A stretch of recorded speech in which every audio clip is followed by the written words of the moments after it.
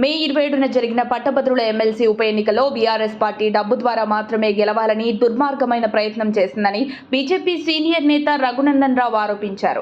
BRS ఒక మాజీ MLA, మాజీ ఎంపీ, మాజీ ఎమ్మెల్సీలను ఇన్ఛార్జిగా నియమించారని చెప్పారు.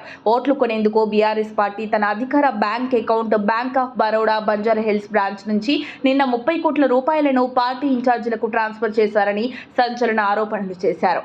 బ్యాంక్ అకౌంట్ వివరాలు తన వద్ద ఉన్నాయని హడావిడి చేస్తున్నారు రఘునందన్ రావు.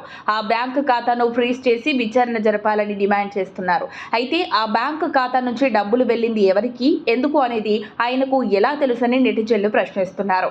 కేవలం బీఆర్ఎస్ ని తప్పుపట్టేందుకే ఆయన ఆరోపణలు చేస్తున్నారని, బ్యాంకు ఖాతాల పేరుతో ఈసీని ప్రజల్ని తప్పుదోవ పట్టిస్తున్నారని విమర్శిస్తున్నారు.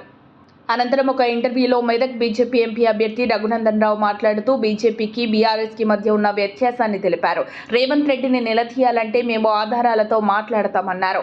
అదే కారు పార్టీ వాళ్ళైతే ఏదో మాట్లాడాలి కదా, రేపటి నాడు వారంతా జైలుకెళ్తే మేము రేవంత్ని బాగా తిట్టాం కాబట్టి మమ్మల్ని జైల్లో వేశారని చెప్పుకోవడానికి బావా బామ్మర్దులు ఆడుతున్న నాటకమని మాజీ ఎమ్మెల్యే రఘునందన్ రావు వెల్లడించారు. ఈ నేపథ్యంలోనే రఘునందన్ రావుని మొహం పట్టుకుని కేసీఆర్ ఫ్యామిలీ జైలుకు వెళ్తుందని మీరు అనుకుంటున్నారని అడిగితే ఖచ్చితంగా వెళ్తారని తన అభిప్రాయాన్ని తెలిపారు. కేసీఆర్ ఏమో కానీ కేటీఆర్, హరీష్ రావులు ఇద్దరు జైలుకు వెళ్లడం పక్కా అని రఘునందన్ కరాఖండిగా పేర్కొన్నారు. గత కొంతకాలంగా చాలా మంది ఇలాగే అనుకున్నారు. కవిత జైలుకు వెళ్తుందా, అంత డ్రామా అని.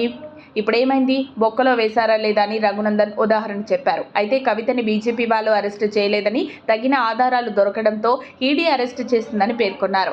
రేవంత్ రెడ్డి ప్రభుత్వంలో తగిన ఆధారాలు దొరకగానే తెలంగాణ పోలీసులే బావా బామ్మర్దులను అరెస్టు చేస్తారని రఘునందన్ మాట్లాడారు. అయితే Kaleshwaram, telephone tapping, outer ring road అవకతవకలపై వీటిలో ఆధారాలు దొరకనున్నట్లు బీజేపీ నేత రఘునందన్ రావు క్లూ ఇచ్చారు.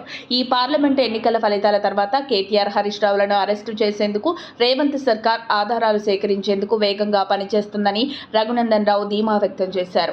అయితే బీఆర్ఎస్ నేతల అక్రమాలను, కబ్జాలను బయటపెట్టి అరెస్టు చేసే సత్తా, దమ్ము రేవంత్ రెడ్డికే ఉన్నట్లు రఘునందన్ పేర్కొనడం విశేషం. మరిన్ని అప్డేట్స్ కోసం మా కాయ్ టీవీని సబ్స్క్రైబ్ చేసుకోండి. మా వీడియో కనుక మీకు నచ్చినట్లయితే లైక్ చేయండి, షేర్ చేయండి. మీ విలువైన అభిప్రాయాలను కామెంట్ బాక్స్లో తెలియజేయండి.